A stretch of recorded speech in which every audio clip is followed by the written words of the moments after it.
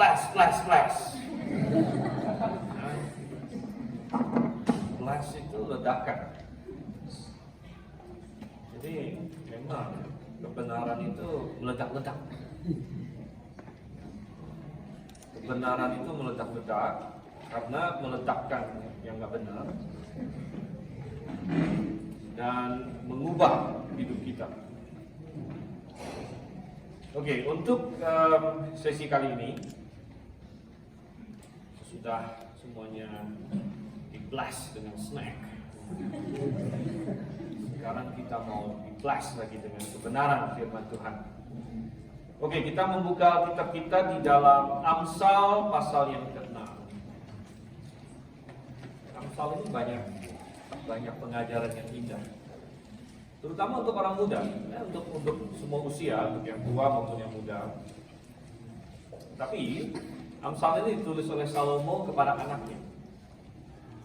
Hai anakku, ya. Dan tentu Salomo adalah tipologi dari Yesus Kristus. Dan kita semua adalah anak Tuhan. Amin. Semua sedang Tuhan. Amin. Kalau begitu ini adalah nasihat untuk kita semua. Oke, sebenarnya kita bisa baca dengan agak panjang, tapi saya persingkat saja. Amsal pasal 6 ayat yang ke-23 sampai dengan 25.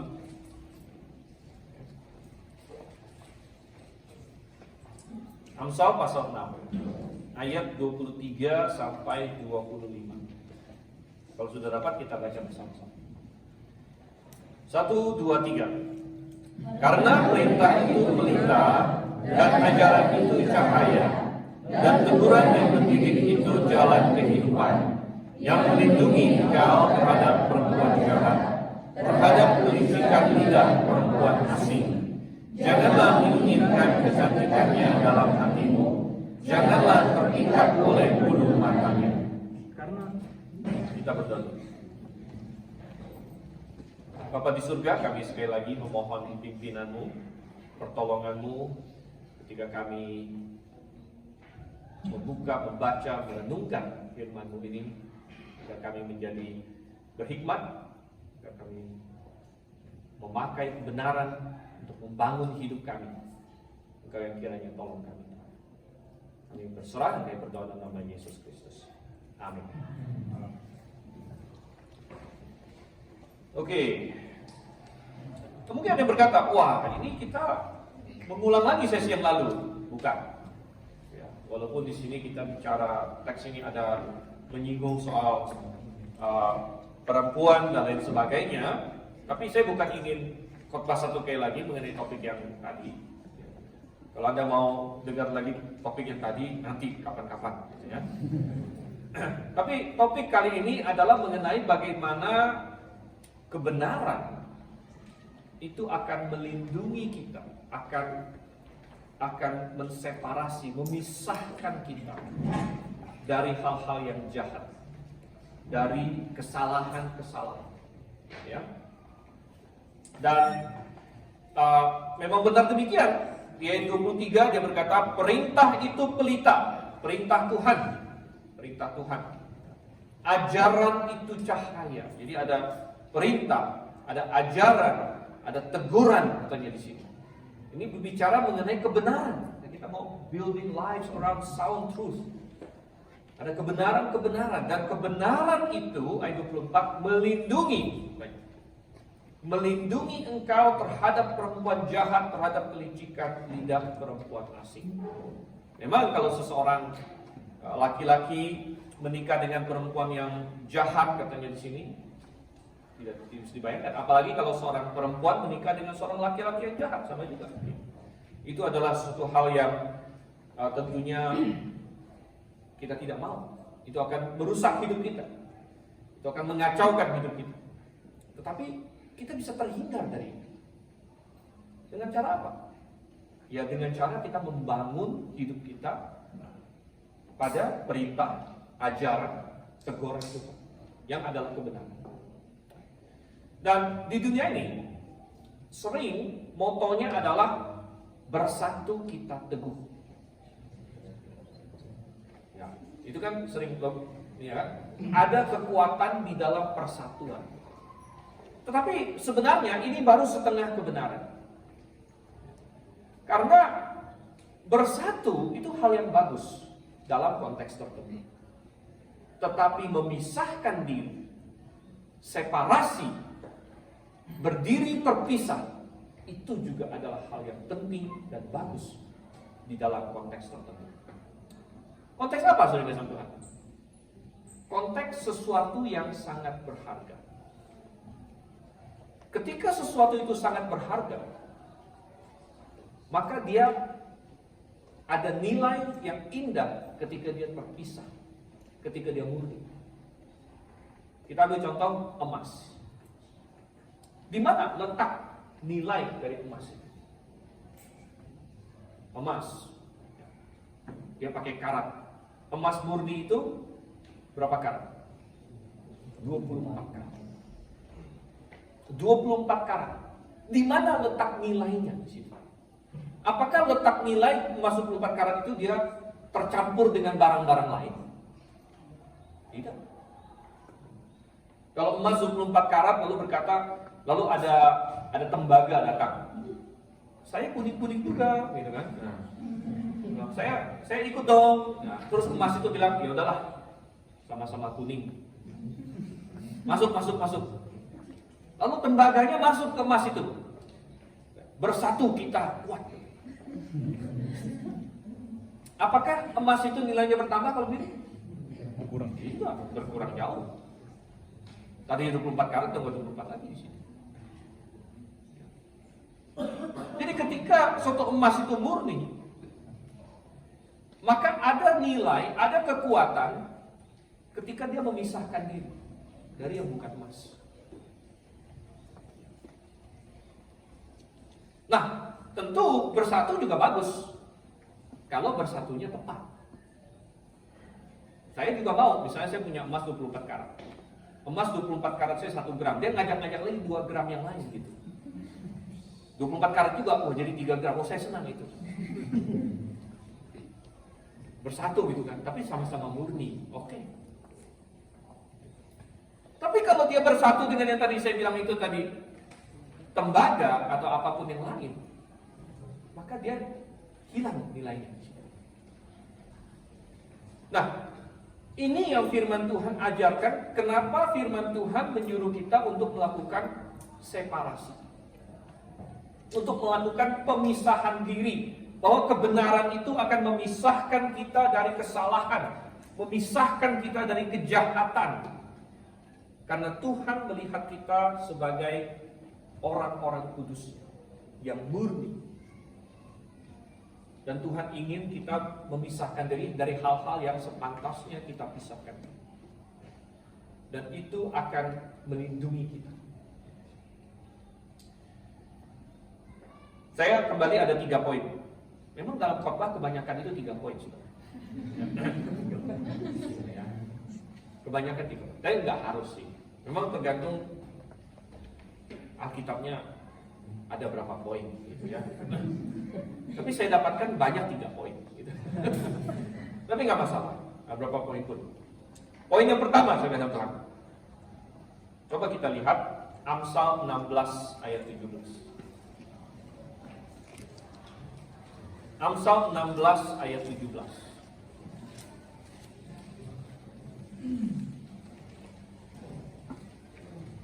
Oke, kalau sudah dapat, kembali kita baca sama-sama.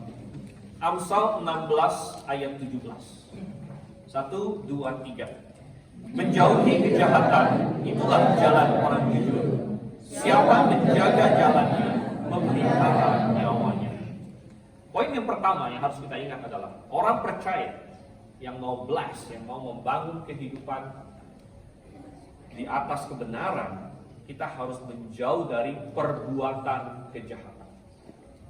Kita menjauh dari tindakan, perbuatan. Oke, bisa perbuatan lagi. Perbuatan kejahatan. Tegaskan di sini, menjauhi kejahatan. Itulah jalan orang jujur. Dan menjauhi kejahatan. Kenapa? Karena Tuhan tidak suka dengan kejahatan. Karena permulaan hikmat ialah takut akan Tuhan. Dan kita mau menjauh dari apa yang Tuhan tidak senangi. Dan dikatakan itu akan memelihara nyawa kita, memelihara kemurnian hidup kita ketika kita menjauh dari perbuatan kejahatan ini. Dan ini sangat penting sekali. Coba kita lihat Amsal pasal 1 kembali. Amsal pasal 1. Mengapa ada orang yang mau berbuat jahat? Karena dilihat dari sudut pandang tertentu, kadang-kadang berbuat jahat itu menarik. Makanya tadi di Amsal pasal 6, ketika dikatakan bahwa ajaran Tuhan memelihara kamu terhadap perempuan jahat, melindungi kamu terhadap perempuan asing, katanya. Kemudian ayat 25 masih ingat apa katanya? Jangan tertarik akan kecantikannya. Jangan kamu tertipu oleh bulu matanya. Bulu mata bisa menipu rupanya. Nih, harus hati-hati ya. Bulu mata. Tapi itu mengingatkan kita bahwa kalau bukan kita dijaga oleh kebenaran, seringkali kejahatan itu menarik. Iblis tidak datang selalu dengan wajah hitam, legam, dengan tanduk, mau memangsa kamu kayak monster begitu. Tidak. Dia datang dengan manis, dia menawarkan sesuatu yang memikat. Dan oleh karena itu kejahatan sering menarik. Coba kita lihat Amsal 1 tadi. Ayat 10 sampai ayat yang ke-14. Amsal 1 ayat 10 sampai 14 saya bacakan. Hai anakku, jikalau orang berdosa hendak membujuk engkau, janganlah engkau menurut. Jikalau mereka berkata, marilah ikut kami, biarlah kita menghadang darah, biarlah kita mengintai orang yang tidak bersalah dengan tidak semena-mena, biarlah kita menelan mereka hidup-hidup seperti dunia orang mati, bulat-bulat seperti mereka yang turun ke liang kubur. Kita akan mendapat berbagai benda yang berharga, kita akan memenuhi rumah kita dengan barang rampasan. Buanglah undimu ke tengah-tengah kami, satu pundi-pundi bagi kita sekalian. Makanya 15 dikatakan apa? Hai anakku, janganlah engkau hidup menurut tingkah laku mereka. Tahanlah kakimu daripada jalan mereka, karena kaki mereka lari menuju kejahatan dan bergegas-gegas untuk menumpahkan darah. Saudara kasih Tuhan, kita mendapatkan di sini bagaimana kejahatan menawarkan dirinya. Ayo kita lakukan ini. Ada hal yang bagus, kita bisa mendapatkan keuntungan, kita bisa mendapatkan barang rampasan. Ayo bagi-bagi, ayo satu kongsi dengan kita di sini. Saudara kasih Tuhan, tawaran kejahatan kadang-kadang menggiurkan. Bisa tawaran ekonomi, bisa tawaran macam-macam lagi yang lain. Tawaran persahabatan, tawaran ketenaran, tawaran pencapaian, macam-macam. Tapi firman Tuhan berkata tidak boleh. Perintah Tuhan kalau kita mau berpegang kepada kebenaran akan melindungi kita. Dan kita kata, saya harus memisahkan diri dari yang seperti ini. Saya tidak mau terlibat dalam hal seperti ini. Sekalipun seluruh dunia melakukannya, saya tidak mau. Saya tidak mau ikut mencuri. Apa menariknya mencuri?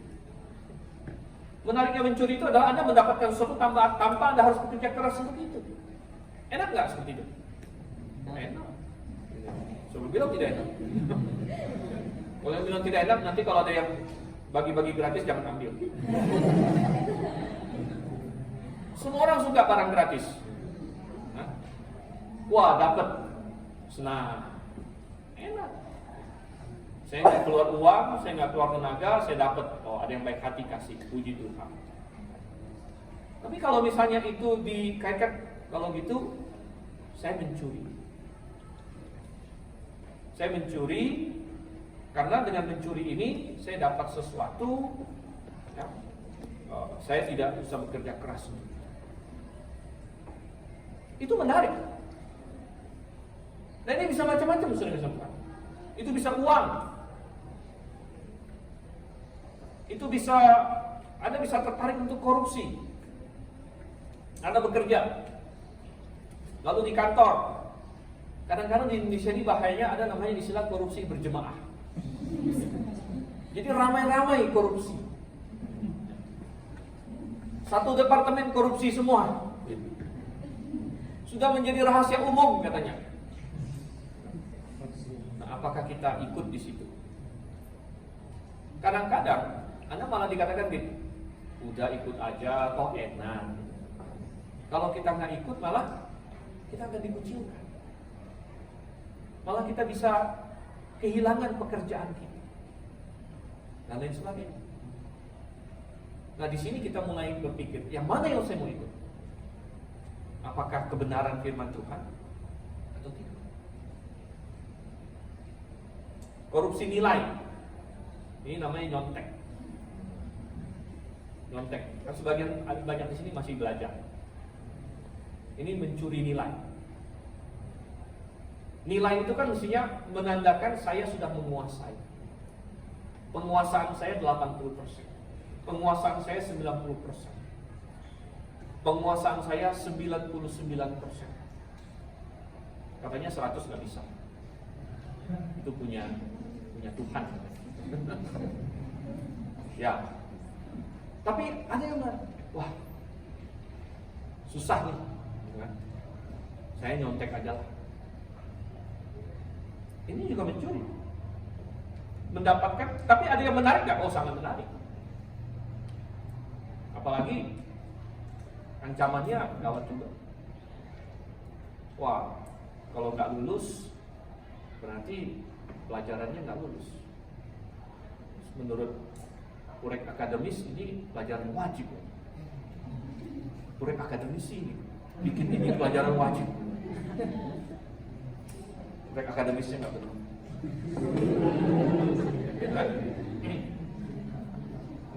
Ya, terpaksa, saya dipaksa oleh situasi.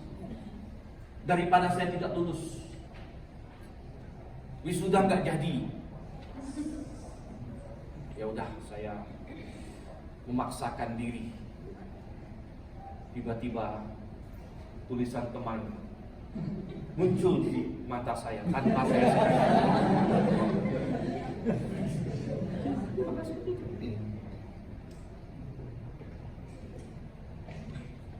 Tapi ini di mata Tuhan adalah kejahatan. Dan kita memisahkan diri. Kita berkata tidak. Kalau saya pegang kebenaran, saya misahkan diri. Jangan mau ikut membunuh. Dan saya nggak pernah bunuh orang. Di sini kan ini membunuh. Ayo kita ini apa katanya? Menghadang. Kita mengintai. Biarlah kita menghadang darah. Jangan ikut membunuh. Anda bilang, saya nggak pernah bunuh orang. Mungkin sampai level itu belum. Tapi Tuhan Yesus menyamakan kriteria membunuh itu dengan kita menyerang orang. Menyerang orang dengan tidak benar. Itu sama dengan kita mau melukai dia. Itu sama dengan kita mau menjatuhkan dia. Itu kategorinya sudah sama. Walaupun memang tidak sama dengan membunuh, tapi kategorinya sama. Ada orang yang dia ikut-ikutan membuli orang lain. Ketertarikannya apa?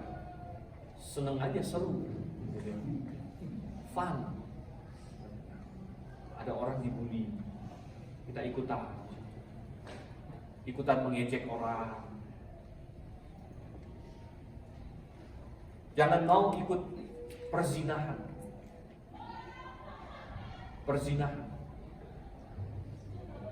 Dunia melakukannya. Mungkin orang berkata, itu biasa. Kita bicara tadi mengenai pasangan hidup di sesi yang lalu. Bagaimana dunia menggambarkan perzinahan sebagai sesuatu yang oke dilakukan. Sebelum pernikahan dan lain sebagainya. Tapi Alkitab berkata tidak. Kita jangan ikut dengan itu. Jauhi kejahatan. Coba kita lihat sekarang di sini. Kembali di dalam Amsal. Kembali dalam Amsal. Kalau kita lihat di dalam Amsal pasal 6, tadi ayatnya yang ke-24. Ini sangat bagus sekali untuk menghindari perzinahan. Ayat 24, yang melindungi engkau terhadap perempuan jahat, terhadap kelicikan lidah perempuan asing. Janganlah menginginkan kecantikannya dalam hatimu, janganlah terpikat oleh bulu matanya. Saya cukup tertarik dengan istilah perempuan asing. Dan Anda kalau baca kitab Amsal, Anda akan temukan beberapa kali dia pakai istilah perempuan asing. Soalnya perempuan asing ini sangat berbahaya.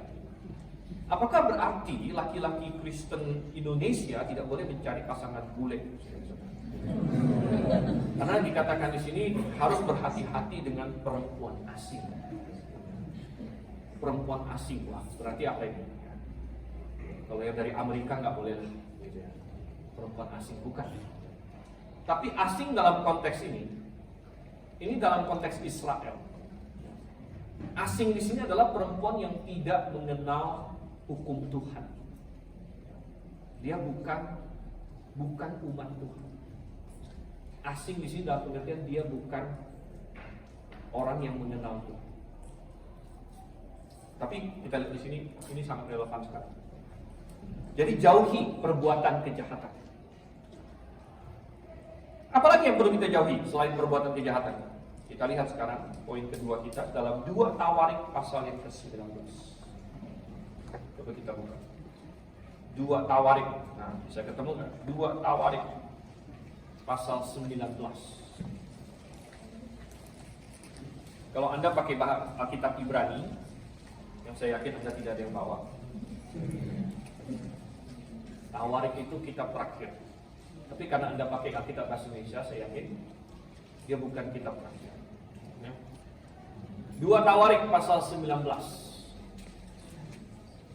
Kita lihat ayat 1 sampai ayat 3. Saya akan bacakan. Yosafat Raja Yehuda pulang dengan selamat ke istananya di Yerusalem. Ketika itu Yehu bin Hanani, pelihat itu, pergi menemuinya dan berkata kepada Raja Yosafat, sewajarnyakah engkau menolong orang fasik dan bersahabat dengan mereka yang membenci Tuhan? Karena hal itu Tuhan murka terhadap engkau. Poin yang kedua, bukan saja kita harus menjauh dari perbuatan kejahatan, tapi kita harus menjauh dari persekutuan dengan kejahatan. Menjauh dari persekutuan dengan kejahatan. Yosafat adalah contoh yang sangat baik di sini. Dia adalah seorang raja yang cukup baik. Dia mengasihi Tuhan. Sehingga di ayat 3 yang tidak kita baca tadi, ayat 3 Tuhan bilang, namun masih ada hal-hal yang baik padamu, karena engkau menghapuskan tiang-tiang berhala dari negeri ini dan mencari Allah dengan tekun.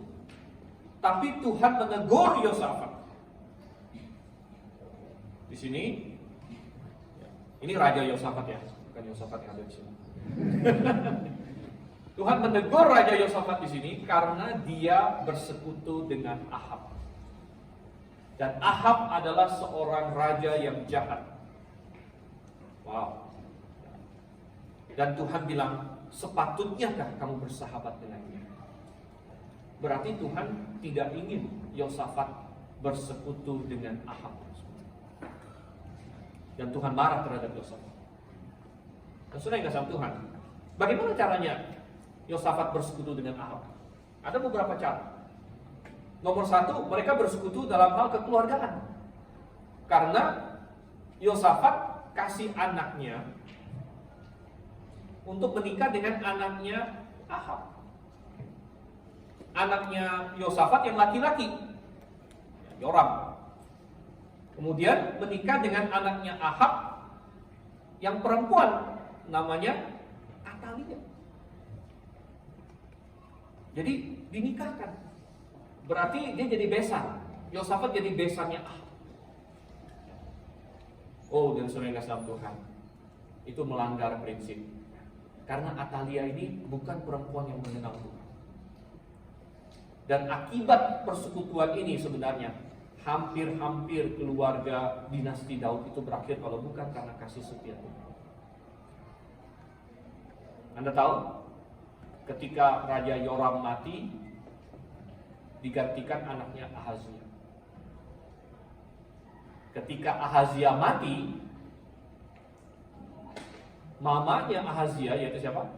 Atalia tadi, menjadi gila. Bukan gila dalam pengertian masuk rumah sakit jiwa, tapi dia membunuh semua anak Ahazia, cucu dia sendiri. Anda bisa bayangkan seorang nenek membunuh cucunya sendiri. Jadi semua cucunya dia bunuh. Kenapa demikian?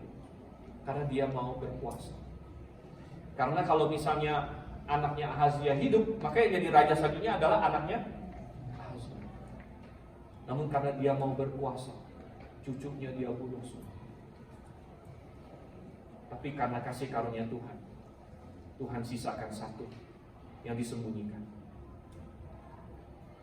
Ini adalah perempuan yang dinikahkan oleh Yosafat kepada anak. Dengan tujuan apa? Dengan tujuan membangun aliansi antara utara dan selatan. Persekutuan dengan kejahatan. Makanya Tuhan bilang hati-hati. Tuhan marah sama Yosafat. Yosafat, kamu sudah berbuat salah. Kenapa kamu bersahabat dengan Ahab? Oh, sudah yang kasih Tuhan. Kita perlu berhati-hati dengan siapa kita bersahabat. Karena persahabatan itu akan membentuk kita. Dengan siapa kita bersekutu. Ayat yang sangat terkenal, coba kita lihat 1 Korintus 15 ayat 33. 1 Korintus pasal 15 ayat 33. Mungkin ada yang sudah hafal. Kalau sudah dapat kita baca sama-sama dengan satu ayat saja. 1 Korintus 15 ayat 33. 1, 2, 3. Janganlah kamu sesat. Pergaulan yang buruk merusakkan kebiasaan yang baik. Pergaulan yang buruk merusakkan kebiasaan yang baik. Karena pergaulan itu membentuk kita. Kita jadi ikut melakukan yang kebanyakan orang ikut lakukan. Jarang ada orang yang mau berdiri tegak sendiri. Kalian mau begitu, saya begini. Kalaupun ada, maka yang lain akan mengucilkannya. Akhirnya dia tidak bersekutu lagi dengan mereka juga. Jadi pergaulan yang buruk merusakkan kebiasaan yang baik. Coba kita baca lagi Amsal. Amsal ini banyak sekali. Amsal 22. Lihat di sini. Amsal pasal 22 ayat 24 sampai 25.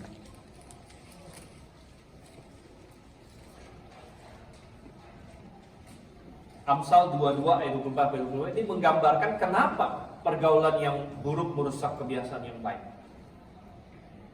Dikatakan di sini, jangan berteman dengan orang yang lekas gusar. Jangan bergaul dengan seorang pemarah. Supaya engkau jangan menjadi biasa dengan tingkah lakunya dan memasang jerat bagi dirimu sendiri. Perhatikan di sini progresinya.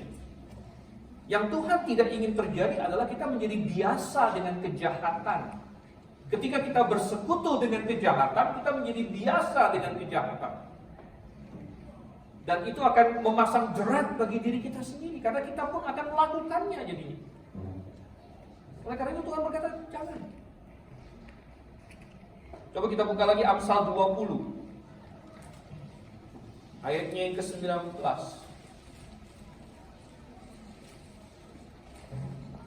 Amsal 20 ayat 19 berkata, siapa mengumpat, membuka rahasia. Sebab itu janganlah engkau bergaul dengan orang yang bocor mulut.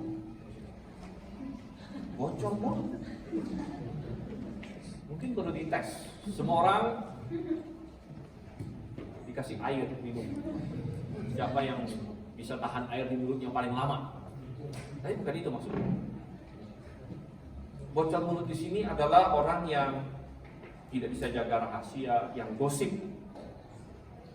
yang ngomongin orang tanpa kebenaran atau sengaja untuk menghancurkan orang lain. Senang bergosip. Kadang-kadang orang berpikir gosip itu bukan dosa besar, tapi itu adalah dosa, dan itu bisa menghancurkan banyak orang. Saya pernah Saya pernah ini di khotbah Rabu malam, saya pernah berkata bahwa gosip pernah membunuh istrinya David Livingstone. Istri David Livingstone, namanya Mary. Jadi David Livingstone adalah seorang misionaris yang luar biasa hebat. Dia seorang penjelajah, dia bukan hanya memberitakan Injil, orang sekuler pun bangga akan dia karena dia adalah orang kulit pertama yang masuk menerobos ke daerah-daerah Afrika. Dia menjadi pembuat peta, dia menjadi penemu dan lain sebagainya. David Livingstone punya fisik yang kuat karena bayangkan dia harus masuk ke pedalaman Afrika dan lain sebagainya. Tapi istrinya tidak punya fisik yang terlalu kuat. Dan David Livingstone tahu akan hal itu. Oleh karena itu, dia suruh istrinya, kamu tinggal saja di kota. Kalau aku lagi pergi perjalanan, kamu di rumah jaga anak-anak. Tapi orang mulai menggosipi dia.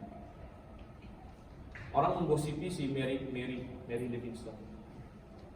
Dan orang pada bilang, wah ini pasti perempuan yang gak beres. Pasti suami dia itu saking gak betah sama dia, lebih baik tidur di hutan daripada sama dia. Ini gosipnya. Dan akhirnya si Mary ini sangat tertekan oleh gosip. Dan dia tulis kepada suaminya lain sebagainya. Suami juga tahu akhirnya. Suami bilang, ya sudah kalau gitu kamu ikut saja dengan saya. Daripada digosipin terus. Ikut saja sama saya. Dan Mary memaksa diri. Ikut tembus hutan dan sebagainya. Tapi fisiknya tidak kuat. Dan akhirnya beberapa bulan kemudian dia mati. Kena penyakit dan sebagainya. Dan kita bisa bilang bahwa di situ gosip di situ mematikan seseorang. Maksudnya yang kasih Tuhan, kita perlu perhatian. Apakah kita bersekutu dengan kejahatan? Jangan, kita harus menjauhkan diri dari perbuatan kejahatan. Kita harus memisahkan diri dari persekutuan dengan kejahatan. Coba kita buka satu ayat. Anda berkata, oh kalau begitu saya tidak boleh berteman dong. Bukan tidak boleh berteman, tapi dengan siapa kita berteman baik. Itu sangat baik, sangat berbeda. Maksudnya begini, kita bisa berkenalan dengan siapa saja. Sebagai manusia kita harus, kita punya relasi dengan siapa saja. Tetapi siapa yang kita jadikan sahabat-sahabat baik kita, yang mempengaruhi kita. Nah ini yang penting. Coba kita buka di dalam 1 Korintus pasalnya yang ke-5 sekarang. 1 Korintus pasal 5 ayat 9 sampai dengan ayat 11. 1 Korintus 5 ayat 9 sampai ayat 11. Saya bacakan. Paulus berkata begini. Dalam suratku telah kutuliskan kepadamu supaya kamu jangan bergaul dengan orang-orang cabul. Jangan bergaul dengan orang cabul. Yang aku maksudkan bukanlah dengan semua orang cabul pada umumnya dari dunia ini, atau dengan semua orang kikir dan penipu, atau dengan semua penyembah berhala. Karena jika demikian kamu harus meninggalkan dunia ini. Tetapi yang kutuliskan kepada kamu ialah supaya kamu jangan bergaul dengan orang yang sekalipun menyebut dirinya saudara adalah orang cabul, kikir, penyembah berhala, pemfitnah, pemabuk, atau penipu. Dengan orang yang demikian, janganlah kamu sekali-kali makan bersama-sama. Paulus menegaskan bahwa selama kita hidup di dunia ini tidak mungkin kita lepas dari relasi dengan orang yang mungkin tidak sesuai dengan firman Tuhan.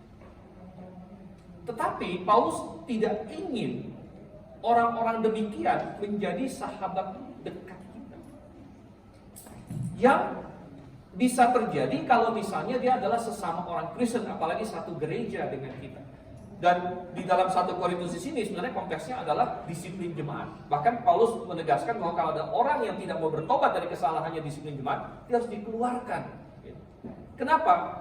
Karena di dalam satu jemaat ini seharusnya ada persekutuan yang erat. Dan ini adalah salah satu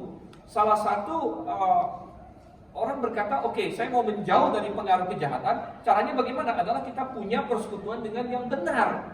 Dan persekutuan yang benar itu salah satunya adalah dalam jemaat. Oleh karena itu, Paulus berkata, kalau misalnya ada di dalam jemaat yang ngaco, ini harus dikeluarkan. Ada orang yang cabul dan tidak mau bertobat, keluarkan.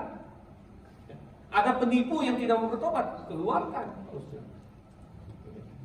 Karena apa? Karena di sini di dalam jemaat itu ada persekutuan yang erat. Dan seharusnya saling membangun. Demikian juga muda-mudi kita saling membangun satu dengan yang lain. Kita saling menguatkan, ayo kita makin giat untuk Tuhan, ayo kita mengejar kekudusan. Kita saling mengingatkan. Ketika ada yang lemah, kita saling mengingat satu dengan yang lain. Tetapi pergaulan yang buruk merusakkan kebiasaan yang baik. Betapa banyak anak muda yang mulai merokok karena temennya. Tidak ada orang yang mulai merokok karena rokok itu rasanya manis. Karena rokok itu rasanya nggak manis. Banyak orang ya, coba rokok pertama kali pasti nggak demen, bikin batuk. Tapi kenapa mereka terus lakukan? Karena tekanan teman-teman. Kenapa orang mulai minum bir, minum apa? Emangnya rasanya enak? Enggak enak, pahit. Lebih enak Fanta sama Sprite dan Coca-Cola. Kenapa orang minum? Karena ada tekanan, ada pergaulan di situ. Pergaulan yang buruk merusakkan kebiasaan yang baik. Oleh karena itu Tuhan bilang, oke, kamu stop, pisahkan diri. Ketika orang mau mencoba untuk mempengaruhi kamu untuk hal yang buruk, ketika ada lingkaran yang sukanya ngegosipin orang terus, ketika ada lingkaran yang mengajak kita berzina terus dan sebagainya, kita lepaskan diri. Ini saya tidak mau ikut dalam hal seperti ini. Oke, kita masuk sekarang ke dalam poin yang ketiga. Yang pertama adalah menjauh dari perbuatan kejahatan. Yang kedua adalah menjauh dari persekutuan dengan kejahatan.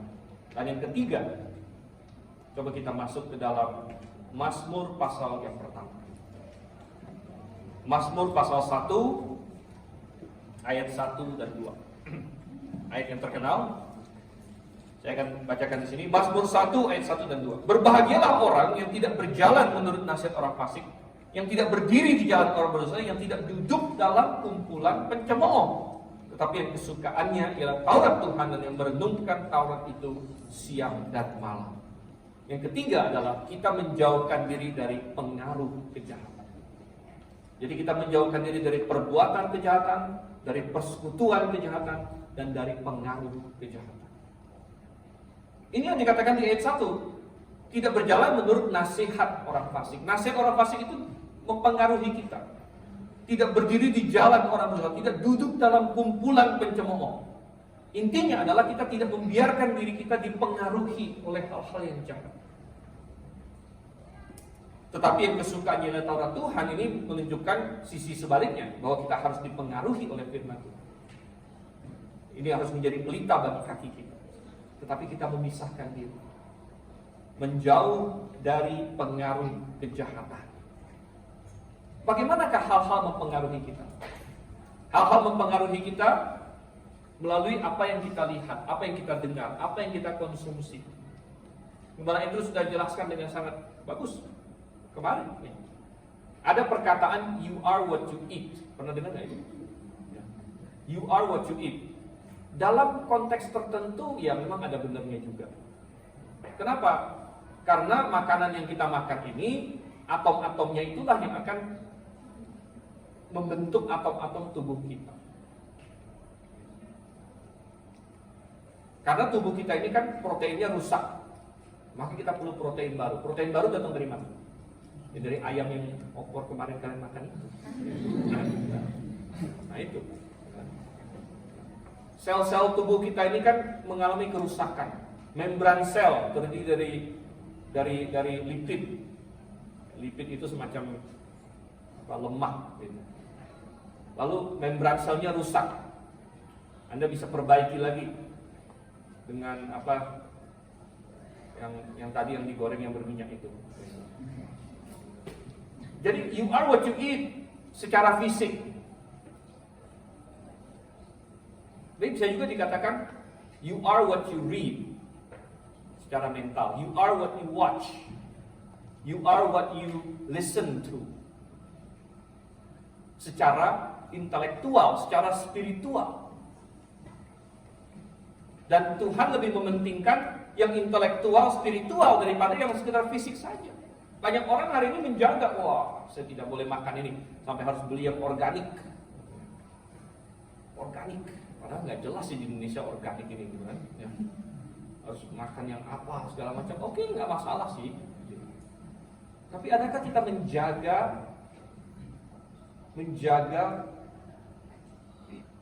diri kita, pikiran kita, kerohanian kita dari pengaruh-pengaruh apa yang kita konsumsi? Apakah kita menjauh dari hal itu?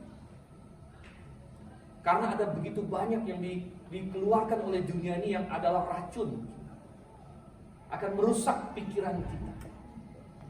Karena yang disampaikan adalah ide-ide yang sama sekali bertentangan dengan apa yang Tuhan katakan. Kadang-kadang kalau saya scrolling news di internet, aduh, melihat cara situs-situs yang liberal, yang anti Tuhan, yang sekuler.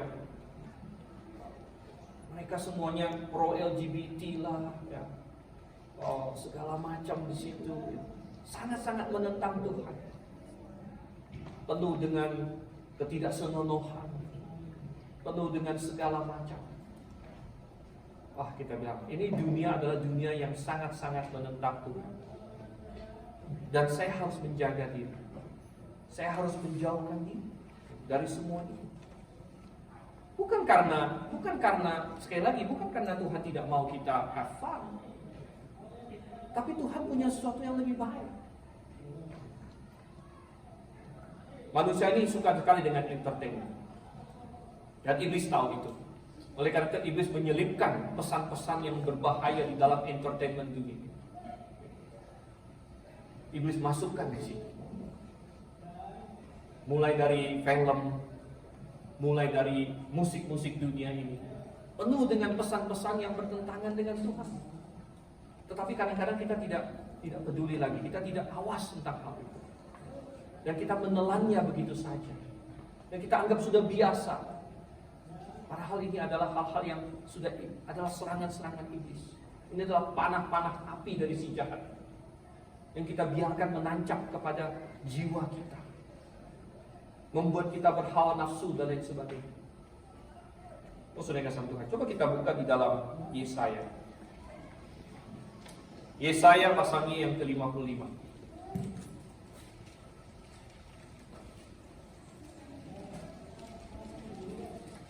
Yesaya pasal 55 ayat 1 dan 2. Tuhan menyayangkan umatnya.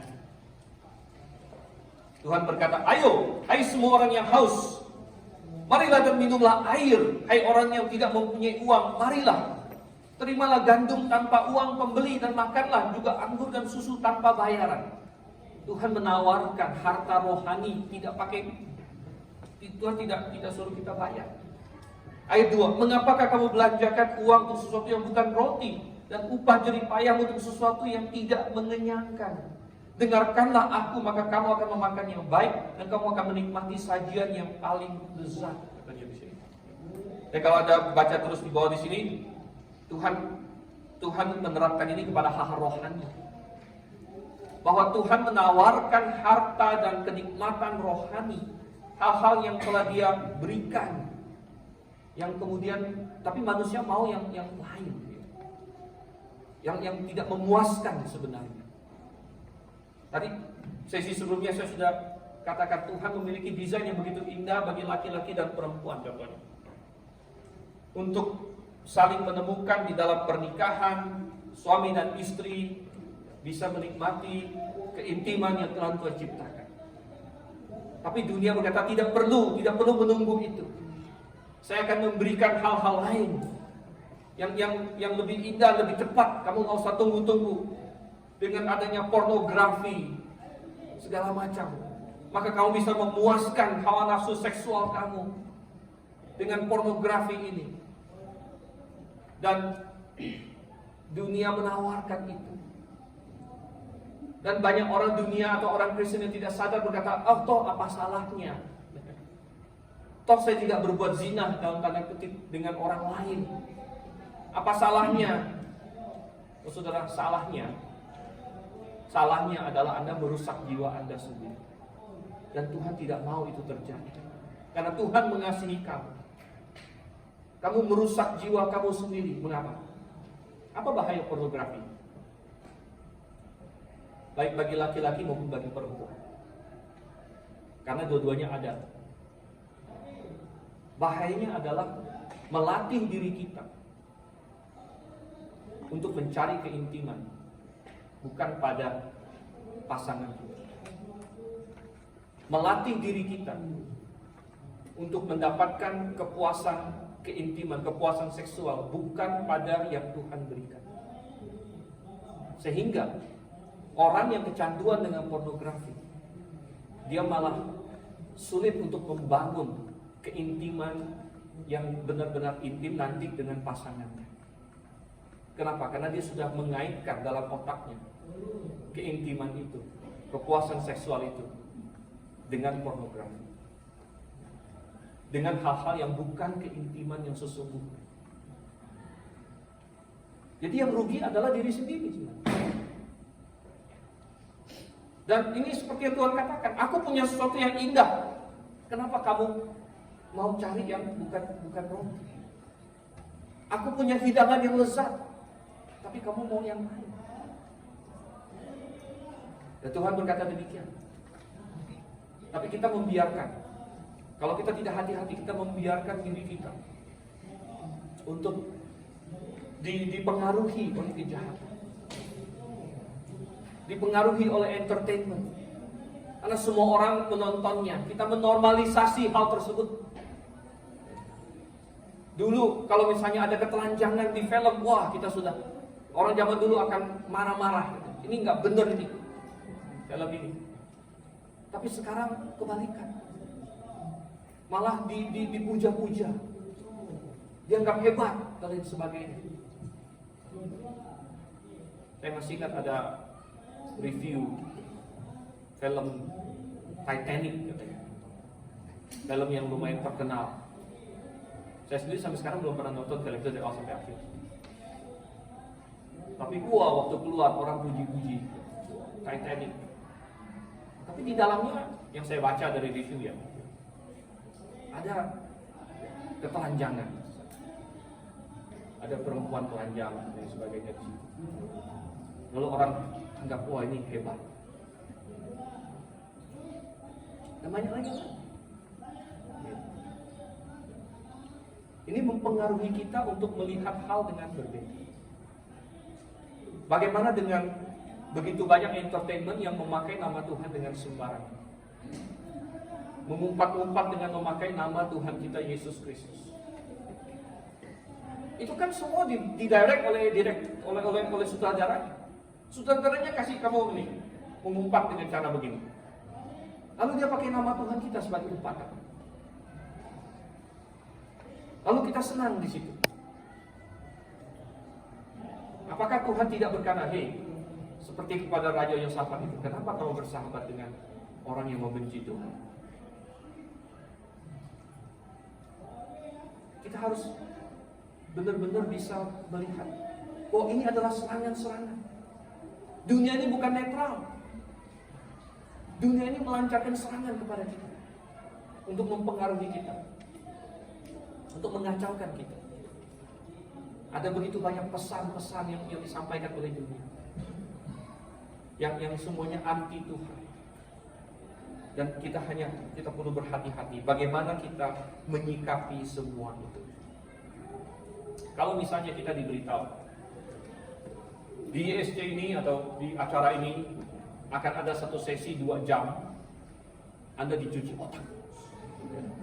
Anda akan disuruh duduk di sini, kemudian Anda dimainkan suatu propaganda 2 jam diulang-ulang terus. Anda mau nggak seperti itu? Oh, saya nggak mau. Ngapain saya dicuci otak seperti itu?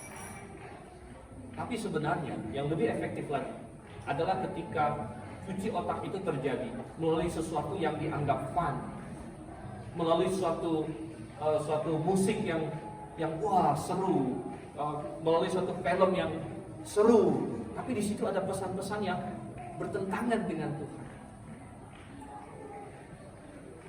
Dan kita malah senang di situ. 2 jam lebih.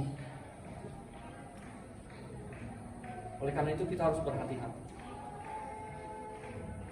Kadang-kadang orang berkata, kenapa kalian orang fundamental mengkritik film, mengkritik musik dan sebagainya? Kita berkata bahwa film hanyalah suatu media, musik hanyalah suatu media. Yang penting adalah apa yang terkandung di dalam media. Tapi kita tidak naif. Kita berkata bahwa iblis adalah penguasa dunia, dan dia banyak memakai media-media ini untuk melancarkan serangan kepada umat Tuhan, untuk membuat dunia berpikir seperti maunya iblis. Dan kita tidak terlalu naif untuk berpikir bahwa kita sebagai orang Kristen bebas untuk mengkonsumsi semua itu dan tidak ada pengaruhnya kepada diri kita. Kita berkata, oh kalau saya aman, kalau saya mengkonsumsi ini, saya kebal. Apakah kita lebih pintar daripada Tuhan? Ketika Tuhan berkata, berbahagialah orang yang tidak duduk dalam kumpulan bercaci. Mari kita membangun hidup kita berdasarkan kebenaran firman Tuhan. Dan kebenaran firman Tuhan itu akan menuntut kita pisahkan diri dari hal-hal yang jahat. Mari kita berdoa. Tuhan, kami datang kepadamu. Kami mengucap syukur bahwa kami memiliki kebenaran yang dapat melindungi kami. Kalau kami mau berjalan berdasarkan kehendak-Mu, berdasarkan firman, maka itu akan melindungi kami. Ajar kami untuk menjauh dari hal-hal yang tidak berkenan kepadamu, baik itu kami langsung melakukannya, ataupun dalam persekutuan kami, ataupun dalam hal yang kami izinkan mempengaruhi kami. Pimpin Tuhan. Kami minta Engkau yang mendewasakan muda-mudi Tuhan. Kami berdoa dalam nama Yesus Kristus. Amin. Oke, saya serahkan kepada siap-siap.